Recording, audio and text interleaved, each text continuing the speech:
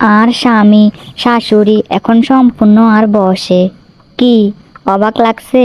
একদম সত্যি কথা, ওনারা একদম আর ইচ্ছা মতো চলে, এক চুলো এদিক সেদিক হয় না। আর যা চাই তাই করে, যেভাবে বলি সেভাবে করে। এমনকি শাশুড়ি মা আর আড়ালে আত্মীয়দেরকে আর মতো হইতে উপদেশ দেয়।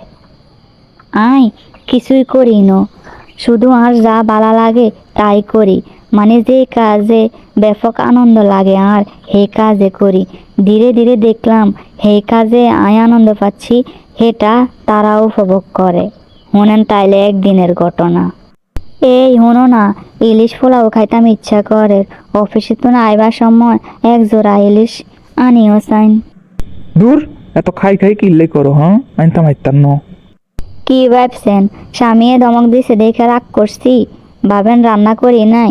না, আজ যা তো আই ইলিশ পোলাও খাইতে মন চাইছে, সেরকম একটা কিছু বানামোয়ে। হুম। ইলিশ মাছ নাই কি হয়েছে, ফ্রিজে ট্যাংরা মাছ আছে, আই যে ট্যাংরা পোলাও রান্না করবো। যেটা আজ যা খাইতাম চাইছি সেটা তো খামোয়। ইয়া, এডি কি আবার, হ্যাঁ টেঙ্গার লগে ফলাউ। ঠিক আছে তো ম্যাগে এডি কি, এডি মানছে খায়নি কিতে রাঁধছে ট্যাংরা ফলাউ, ইস জীবনে অতে নাম শুনি ন।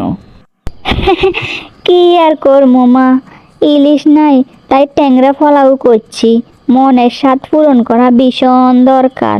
কোন সময় কথাবার্তা ছাড়া মরে যায় তার কোনো ঠিক আছে নি, এলাই মনের স্বাদ পূরণ করছি। হ্যাঁ, এই ঘটনার পরের দিনে স্বামী একদম 3 জোড়া ইলিশ মাছ লইয়া আইছে।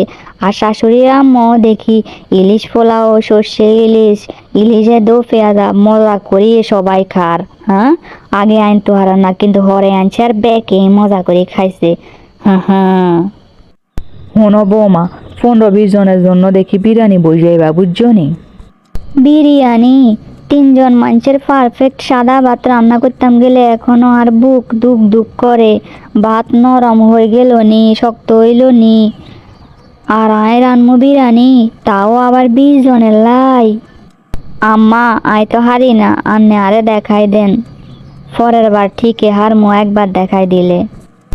হিসা মারা কোয়াল, হায় রে হায় রে হায় রে, আর ছেলের কোয়াল রে, আবার তার ঘরের মেয়েরে নিয়ে আইছে, বিরিয়ানি জীবনেও খাইছে কিনা কে জানে, বলে রাইন তো হারে না।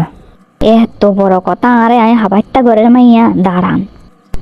এত কষ্ট করে লেখাপড়া শিখাই ছেলেরে ভালো মানুষ করতে পারলেন না মা, ওইসে একটা লম্পট হাবাইটা ঘরের মাইয়ারে বিয়া করে লইয়া আইছে। ওমা হিতে কিতা কইলো গো, আল্লাহ গো, আর ছেলে বলে লম্পট গো, আই লম্পট ছেলে বলে জন্ম দিছি গো, আর যা হেতে আয়োগ গো, ওমা হিতে কিয়া কইলো গো, আর হোলা বলে লম্পট গো, আল্লাহ গো। ও হুত রে হুত, তুই বলে লম্পট, আই বলে লম্পট ছেলে জন্ম দিছি রে হুত, তোর বই আরে কিতা কয় তুই হন রে হন। আরে মা, আনে কান দিয়েন না, আনে ছেলে লম্পট ন, আর আইও হাবাইটা ঘরের মাইয়া ন, ঠিক আছে? এই কিতা কইছো তুমি, তোমার এত বড় সাবাস, আই লম্পট, হ্যাঁ? শরীফ সাহেব, মা বাপে কি বুঝে তোর নাম শরীফ রাখছে? এমন করে কেউ বউয়ের সাথে কথা কয়? ভদ্রভাবে কথা কইতে হারো না? না ঠিক তো সুন্দর করে কইছে, ভদ্র হই যাই।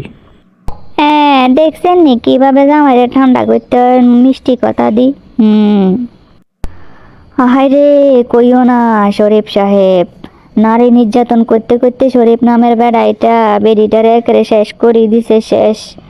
হায় রে। আজ যা 1 সপ্তাহ ধরে অত্যাচারের ঘটনা হুনিয়ের, তাও শরীফ নামের ব্যক্তিরা, হ্যাঁ সব অত্যাচারগুলো কি শরীফ হারামজাদারাই করে, হ্যাঁ? কি করবা বলো শরীফ সাহেব, নামের একটা বাবা আছে না?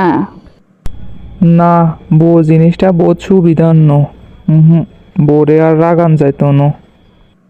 ঠিক আছে, আরে রাগাইল না রাগাইলে আইও কিল্লে তেরা কথা কমু, আইও সুন্দরে চলমু। আচ্ছা শরীফ সাহেব, তুমি তো ভীষণ ব্যস্ত, বউ নিয়ে কোথাও ঘুরবা তোর যাবার সময় নাই, চলো না সমুদ্র দেখতাম চাই একদিন। আরে এই বালি আর পানি দেখার লাই তুমি এত টাকা খরচ করিবার সময়ের অপচয় করিবার কোনো মানি আছে? হ্যাঁ, কি ব্যাপার, কাপড় চোপড় গোছর কোনায় ধরো তুমি? শরীফ সাহেব, সমুদ্র দেখতাম যাই, আর মনের একটা স্বাদ আহ্লাদ আছে না, সব কিছুর জন্য মানুষের মুখের দিকে তাকায় থাকলেও হয়, বুঝছো? হয় না, নিজের স্বাদ নিজেরে পূরণ করতে হয়, তাই একাই যাবো সমুদ্র দেখতাম। কিতা কইলা? ওইসে থামো, আয় ছুটি লমু, তোরে সমুদ্র দেখবার লাই লই যামু, একা একা জন বন্ধ করো। ইয়ে, গুড শরীফ সাহেব, গুড। সারাদিন সংসারে ঝামেলা আরে সামলাইতে হয়, শরীফ সাহেব শুধু টেয়া দিয়ে খালাস। কোনো আলোচনা করতাম গেলে শরীফ সাহেব বিরক্ত হয়, সে টিভি দেখলে বসলে কিছু কইলে টিভির মনোযোগ বলে নষ্ট হয়, আর ঘুমাইতে আইলে কিছু কইতাম লাগলে হে তখন ক্লান্ত থাকে, খাইতে বইলে কিছু কইতাম লাগলে খানার স্বাদ বলে নষ্ট হয়ে যায়। হ্যাঁ, কিতা করতাম শরীফ সাহেবের এত সামনে কিছু করতাম আইতানো, ছবির ভিতরে ইচ্ছা মতো থাপড়াইতে রাখমু, শয়তান বেড়া। কি ব্যাপার বৌমা, ছবির লগে তুই ঝগড়া কর? হ্যাঁ, মা, ছবিটা অন্তত বিরক্ত হন না, কিছু বলুক আর না বলুক, শুনছে তো আন্নের ছেলে সে অনেক বালা ছবিটা।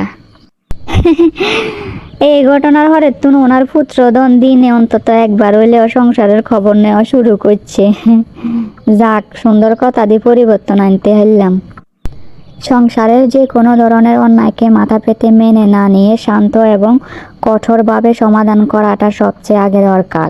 প্রথম দিকে যদি নিজেকে ভালো এবং ভদ্র সাজাতে গিয়ে অন্যায় ব্যবহারকে প্রশ্রয় দেওয়া হয়, তাহলে তার ফল নিজেকে ভুগতে হয় সারা জীবন। শরীফ সাহেবের বউটা আসলে বুদ্ধিমতী, এমন ভাবে কৌশলে ম্যানেজ করতে পারলে সংসারে শান্তি হওয়ার সুযোগ পাবে।